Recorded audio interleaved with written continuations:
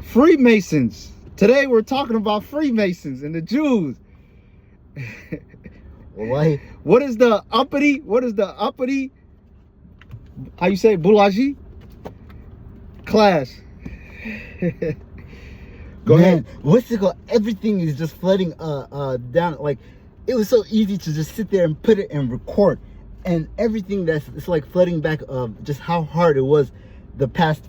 Because this is something like a goal of mine that I've been wanting to do. Just simply recording my like ideas and concepts that I've read and researched about, because it simply interested me, not knowing that it would serve a greater purpose. For example, like 2021, when I said I wanted, there was no aspects of the Jews or for example Islam, or let me see, anything that defied the geopolitical construct of the West, So if it was opposing anything of so what I just said, a big word, what was the geopolitical construct of the West.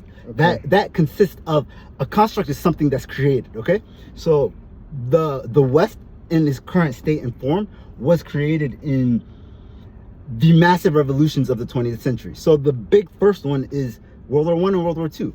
So right. World War II happened because of World War I. Okay, right. That's like you don't have a World War II without World War I. All right, so that makes World War I more consequential. Okay. What was the purpose of World War I, and what did it cause? Who were the main initiators? Also, another thought, a reason why. So how close are we to World War III right now? Okay, so the Jews did World War I. You know why it's hard to record? Because I have to start from the very if I want to introduce a idea or concept, I have to go and give you the foundations of that concept. So I constantly instead of delving one topic, I delve in the context. So I have to start in the beginning. So why did I bring that up? So the Jews.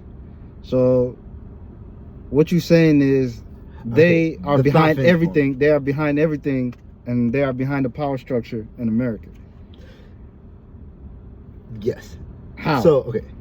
How are the Jews behind everything in America, and how did they bring Donald Trump to heel? That's okay. So let's start on the easier things that we can answer. Okay. So Donald Trump, how did he keep it to heel? Simply, they paid him. He got paid. How much was it for a campaign? $250 million from Miriam Adelson, who is not an American. She simply married an American and got the citizenship. She's an Israeli through and through. All right. Okay. And she was who did she marry? She married Sheldon Adelson. They both own fucking Sands Resort. If you go to Las Vegas, right. The Jewish mafia and the Mormon mafia a little bit built Las Vegas. Okay. Why do they call it Sin City? For a reason, because the Jews had their fingers in it.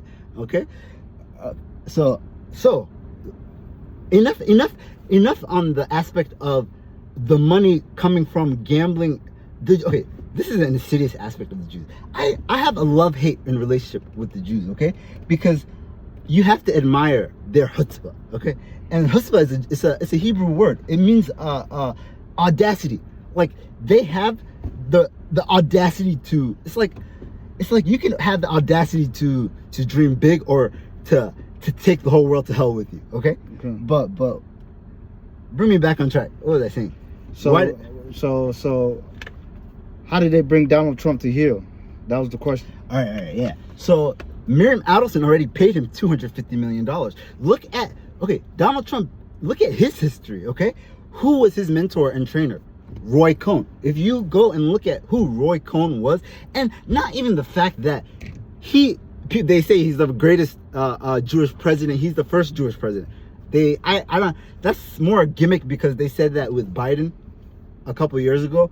So, but Joe Biden and Donald Trump, their children both married Jews. Okay, what's it called? Ivanka Trump is married to Jared Kushner, and Jared Kushner practically ran the first administration. Right. And he literally set himself so good.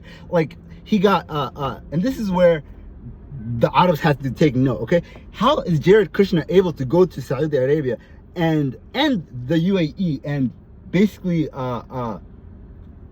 get them to get their investments, their money from their private equity groups to invest in Israel through him, though? Like, imagine all the money that they wouldn't invest in Israel because simply they don't even recognize the state of Israel.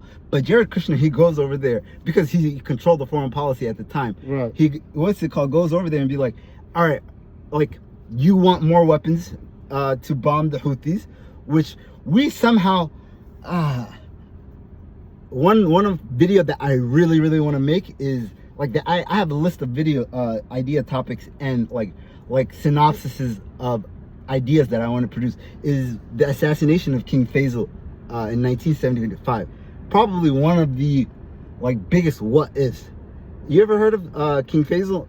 King Faisal. He was the king of Egypt. King of Saudi Arabia. He got assassinated in 1975 by his nephew. Okay, so let me tell you the reason why. While I'm talking, I would have shown you this clip of King Faisal and why they assassinated him.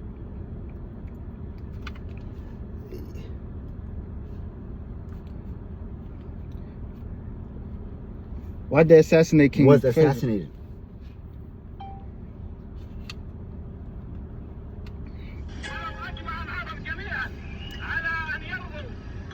To recognize the state of Israel and the partition of Palestine, we would still never enter into any agreement. What's it called? The reason did the CIA assassinate him? Because Saudi Arabia from 1964 to 1975. oh, okay. He was the mastermind behind the 1972 oil embargo. Okay, right. Imagine the United States at that time. They were okay. If you want to truly understand the collapse of America and where it's coming from and how the Jews have their hand in it, look at how America financialized this entire economy. The Jews took off the might of America and like shacked it off and gave it to the Chinese. And let me tell you how. America was built on manufacturing, on industry, and like producing actual shit. If I go to war with China, I'm okay because China doesn't produce everything. Everything is produced here in America. Right. Like, why did America win World War II? Because America was simply the only one who produced everything in the world, right? And that's why they're the dominant power after World War II. But they gave away their power to China by financializing, basically. They said, right, the US dollar is now the entire world currency. Before that, it was the British pound, right? Now the US dollar is the world's currency. We don't have to produce anything. We basically, you have to use the US dollar and we get to print the US dollar, right? So as many dollars as I print, there will still be a demand for that US dollar outside of America. Right. If it was just in America, we'd be Zimbabwe, right? Let me tell you how that works. If I wanted to buy, I went on 30 different tangents, man. I'm high as fuck. Let's go in there and come back. Okay. We'll be right back with episode 2. But that's